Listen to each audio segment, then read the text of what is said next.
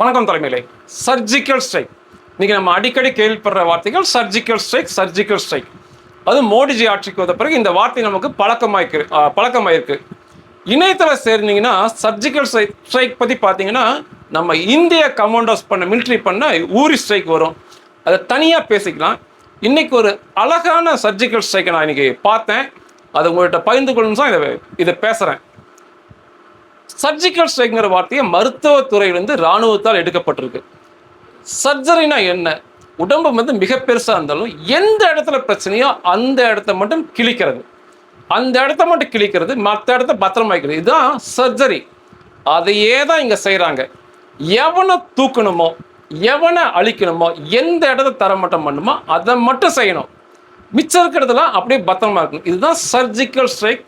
இந்த வார்த்தையே மருத்துவத்துறையிலேருந்து வந்தது தான்.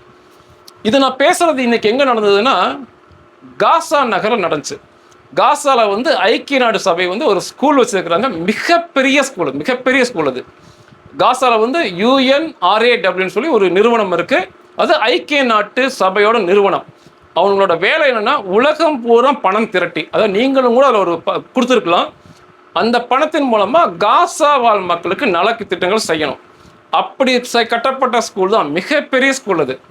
இந்த ஸ்கூலில் என்ன பண்ணாங்க அப்படின்னா, இந்த ஹமாஸ் பேடிகள் மற்றும் இஸ்லாமிக் ஜிகாத் பேடிகள் 3 கிளாஸ் ரூமை மொத்தமாக அவனுக்கு எடுத்துக்கிட்டானுங்க. 3 கிளாஸ் ரூம் சேர்ந்து கிட்டத்தட்ட 35 பேர் அதிக அளவு ஆயத்தோடு அங்கே உள்ளே இருந்திருக்கிறானுங்க. இந்த தகவலை வந்து இஸ்ரேல் இராணுவம் உளவு பிரிவு மூலமாக கேள்விப்பட்டிருக்கிறாங்க. இந்த உளவு தகவல் எங்கேருந்து இஸ்ரேலுக்கு கிடைக்குது அப்படின்னா, அந்த பாலஸ்தீன அரபு மக்கள்கிட்ட தான் வாங்குவாங்க. பணத்தை கொடுத்து அதை பெற்றுக்கொள்வாங்க. இந்த மாதிரி தகவல்லாம், இந்த தகவல் கிடைச்சனையே அந்த 3 கிளாஸ் ரூமே அழிக்கலாம் அப்படின்னு நினைக்கும் போது, எதுக்கு அந்த தகவலை உறுதிப்படுத்திக்கலாம், தப்பாக எதுவும் போயிடக்கூடாதுன்னு சொல்லி சர்வலன்ஸ் கேமரா, பறக்க விடப்படும் ரொம்ப சைலண்ட் அமைதியாக பறக்கிற கேமரா மூலமாகவும் கண்காணிச்சிருக்காங்க தொடர்ச்சியாக. அந்த 3 கிளாஸ் ரூம்லையுமே அந்த தீவிரவாதிகளோட நடமாட்டம் நிச்சயம் சொல்லி இவங்க உறுதிப்படுத்திக்கிட்டாங்க. சர்ஜிக்கல் ஸ்ட்ரைக் நம்ம இந்தியா இஸ்ரேல் பண்ணுறதுக்கும் ரஷ்யாவுக்கும் ரொம்ப வித்தியாசம் இருக்கும். இது வந்து இந்த கட்டடத்தை அழிக்கிறதுல இந்தியாவும் இஸ்ரேலும் ஒரே பாணியை கடைபிடிச்சாங்க. சர்ஜிக்கல் ஸ்ட்ரைக் கரெக்டாக அந்த கிளாஸ் ரூமை மட்டும் அழிச்சாங்க. இதே ரஷ்யா என்ன பண்ணுன்னா, அதை பற்றிலாம் கவலைப்பட மாட்டாங்க. மொத்தமாக அந்த பில்டிங், அந்த ஏரியாவே அழிச்சிடுவாங்க. இதுதான் ரஷ்யாவுக்கும் இஸ்ரேல் இந்தியா போன்ற நாடுகளுக்கும் உள்ள வித்தியாசம். சர்வலன்ஸ் கேமரா மூலமாக தெரிஞ்சுக்கிட்டு 2 முறை போர் விமானத்தை கொண்டு வந்து தாக்குதல் நடத்த வந்து கடைசி நேரத்தில் ஸ்டாப் பண்ணாங்க. ஏன்னா அங்கே சில பொதுமக்களோட நடமாட்டத்தை நிப்பாட்டிட்டாங்க.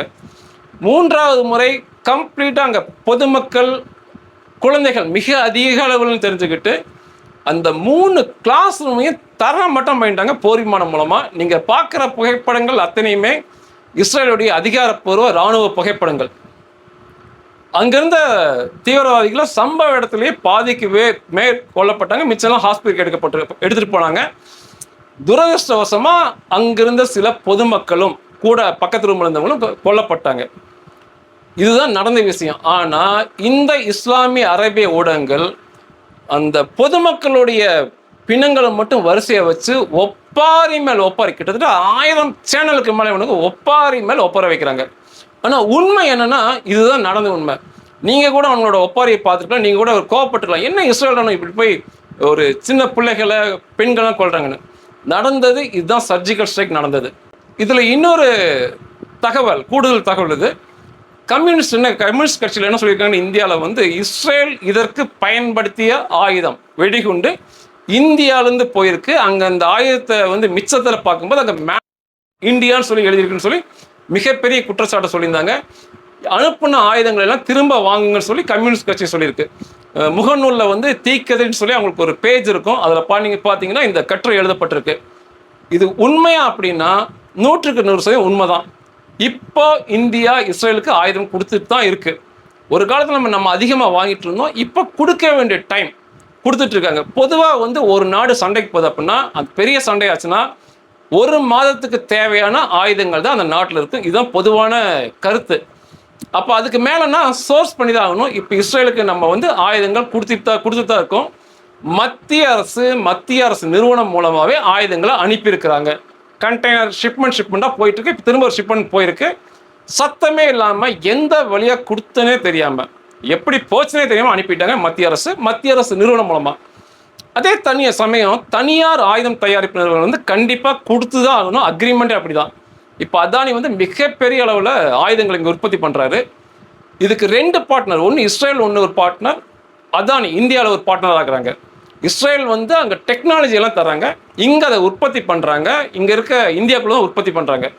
இங்கே அக்ரிமெண்ட் என்னென்னா, உற்பத்தியாகிற ஆயுதங்கள் வந்து இந்தியாவுக்கும் இஸ்ரேலுக்கும் போக மீதம் இருக்கிறது தான் வெளிநாட்டுக்கு விற்று காசு பண்ணி லாபம் சம்பாதிப்பாங்க. அதனால் வந்து அது இஸ்ரேலுக்கு கொடுக்க வேண்டிய ரைட்ஸே அதானிக்கு இருக்குது, கண்டிப்பாக கொடுப்பாரு. இதே போல தான் கல்யாணி மற்ற நிறுவனங்களும். இந்த தனியார் நிறுவனங்கள் நிறைய நிறுவனங்களுக்கு இஸ்ரேலுடைய பங்களிப்பு இருக்குது. அதனால் அவங்க வந்து இந்த காலகட்டத்தில் தயாரிக்கப்படுகிற அனைத்து ஆயுதங்களையுமே இஸ்ரேலுக்கு தான் அனுப்பிட்டு இருக்காங்க.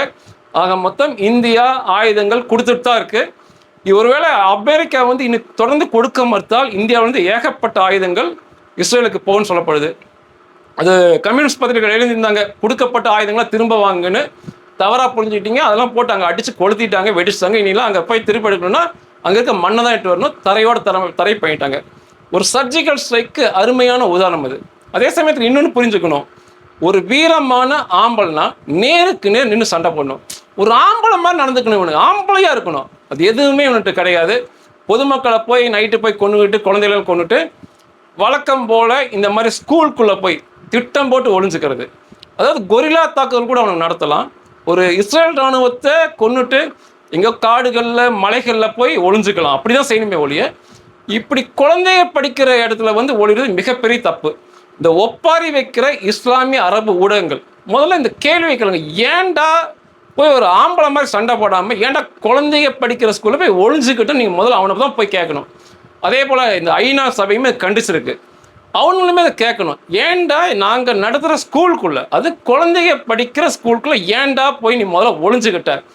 ஒரு வீரமான ஆம்பளை இருந்தால் நேருக்கு சண்டை போடு, அவங்க கிட்ட போய். அவங்க இராணுவம் வருதா, நீ போய் சண்டை போடு. இப்போ நான் சொல்கிறேன், நமக்கு ஒரு வலிமையான உலகத்திலே புகழ்பெற்ற இந்திய இராணுவம் இருக்குது, தமிழ் இராணுவம்னு ஒன்று இருந்துச்சு. இந்த 2 பேருமே ரொம்ப உலக புகழ் பெற்றவங்க. என்னைக்காவது ஒரு நாள் அவங்க நேருக்கு நேர் எதிரியை சந்திச்சு மட்டுமே தான் பழக்கம். தங்களுடைய கடைசி நொடி கூட அவங்க நேருக்கு நேர் சந்திச்சு நின்று சண்டை போட்டிருக்காங்க ஒழிய இவனில் மாதிரி ஸ்கூலுக்குள்ள குழந்தைகிட்ட போய் ஒளிஞ்சுக்கிறது, வீட்டில் வந்து பெண்கள் பின்னால் ஒளிஞ்சுக்கிறது, சமையல் ரூமில் ஒளிஞ்சுக்கிறது, இந்த பொடி டப்பா உப்பு டப்பாக்கெல்லாம் போய் இந்த மாதிரி ஒளிஞ்சுக்கிறதையே எனக்கு வேலையாகவே வச்சுக்கிட்டு இருக்கானுங்க. ஒப்பாரி வைக்கிற அரபிய இஸ்லாமிய ஊடகங்கள் மற்றும் இதை கண்டிக்கிற உலக நாடுகள், ஐநா சபையெல்லாம் முதல்ல வந்து அவனுல கேளுங்க, டே ஆம்பளை மாதிரி நின்று சண்டை போடுங்கடா, இப்படி போய் குழந்தைகளுக்குள்ள ஒளியாதீங்க சொல்லுங்க. இது ஒரு அருமையான சர்ஜிக்கல் ஸ்ட்ரைக் எடுத்த இதில் ஒரு 90% மிக அழகாக தாக்குதல் நடத்தி முடித்தாங்க. துரதிருஷ்டவசமாக சில பொதுமக்கள் மரணம் அடைஞ்சாங்க. சர்ஜிக்கல் ஸ்ட்ரைக்குன்னொடனே எனக்கு ஞாபகம் வந்து படித்தோடனே அதனால் பகிர்ந்துக்கிட்டேன். நன்றிகள்.